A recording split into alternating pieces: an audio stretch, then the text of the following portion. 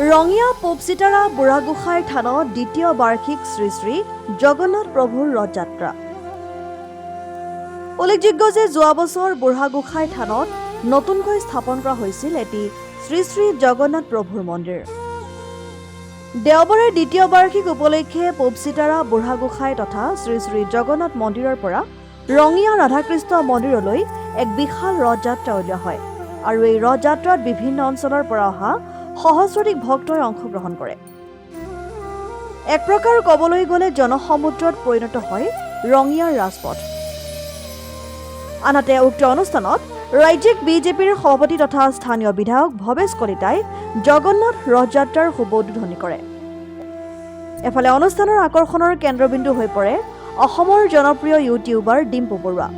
ডিম্পু বৰুৱা উপস্থিত হোৱাৰ লগে লগেই একাংশ চেলফি উঠাত ব্যস্ত হৈ পৰে।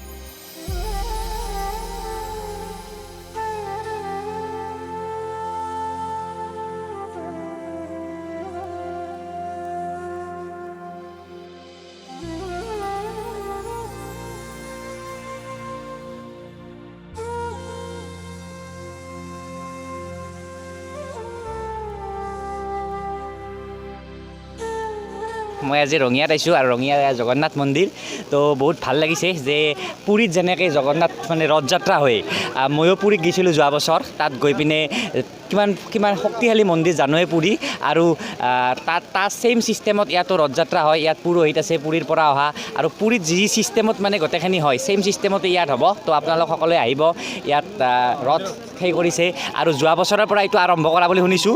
যোৱা বছৰ 10,000মান মানুহ হৈছে, এই বছৰ আৰু বেছি হ'ব আৰু এনেকৈ এইটো ডাঙৰ হৈ গৈ থাকিব আৰু আপোনালোকৰ আশীৰ্বাদত মানে বহুত মানে ইয়াত ভাল হৈছে আৰু এইটো থেংক ইউ। আমাৰ ৰঙিয়াৰ বুঢ়াগোসাঁই থান যি গীটাৰস্থিত তথা উত্তৰ ৰঙিয়াৰ এক আধ্যাত্মিক কেন্দ্ৰস্থলী।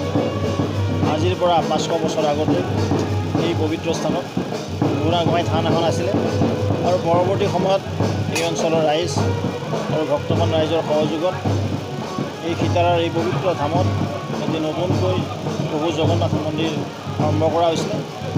যোৱাবেলি ৰথযাত্ৰাৰ দিনাখন ইয়াৰ প্ৰাণ প্ৰতিষ্ঠা কৰি প্ৰতি বছৰে ৰথযাত্ৰাৰ দিনাখন এই প্ৰাণ প্ৰতিষ্ঠাৰ লগত সংগতি আহি এক পবিত্ৰ ৰথযাত্ৰা আজি সমগ্ৰ ভাৰতবৰ্ষতে যিদৰে জগন্নাথ প্ৰভুৰ ৰথযাত্ৰা ওলোৱা হৈছে কৃষ্ণ বলোৰাম আৰু সুভদ্ৰাৰ, ঠিক সেই নিমিত্তে আজিও আমাৰ ইয়াত এই বুঢ়াগোসাঁই থানৰ পৰা ৰাধাকৃষ্ণ মন্দিৰলৈকে এক বিশাল ৰথযাত্ৰা আয়োজন কৰা হৈছে।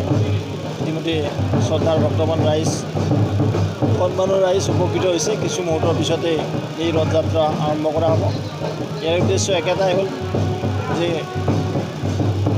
প্ৰভু কৃষ্ণৰ বিভিন্ন অৱতাৰ আমি সকলোৱে জানো, আৰু প্ৰভু কৃষ্ণক বিভিন্ন সময়ত বিভিন্ন ধৰণে অৰ্চনা কৰে সনাতন সংস্কৃতিৰ সন্মানৰ ব্যক্তিসকলে, আৰু সেই নিমিত্তে বলোৰাম তেওঁৰ ভাতৃ আছিলে আৰু সুভদ্ৰা তেওঁৰ ভগ্নী আছিলে। এই ভাতৃ ভগ্নীৰ মিলনেৰে সনাতন সংস্কৃতি যিদৰে আগবাঢ়ে, সেইদৰে প্ৰভু কৃষ্ণইও এই জগন্নাথ প্ৰভুৱেও সকলোকে সুমতি দিয়ক, সকলোকে মংগল কৰক, আৰু যিসকল ৰাইজে ইয়াত উপস্থিত হৈছে সকলোকে ভক্তি মাৰ্গত বিলীন কৰি এখন সুন্দৰ সমাজ পাওঁ, তাকে আজি কামনা কৰিছোঁ।